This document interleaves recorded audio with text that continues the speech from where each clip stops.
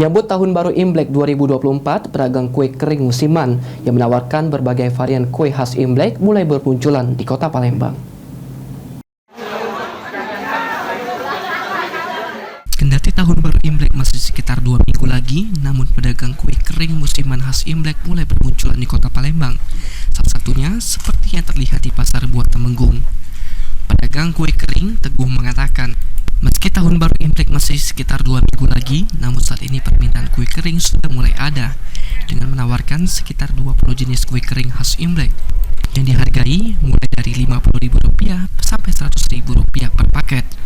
Permintaan kue kering tahun ini terbilang meningkat antara 5 hingga 7% ketimbang tahun 2023 lalu.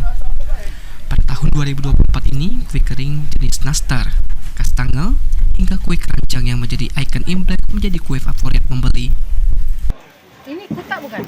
Banyak sih, sekitar 20-an, 20 macam. 20 macam kue kering. Oh, baik. Sebulan sebelum Imlek. Oh, baik. Itu buatan semua ya, Kak? Buatan Homemade, iya betul homemade.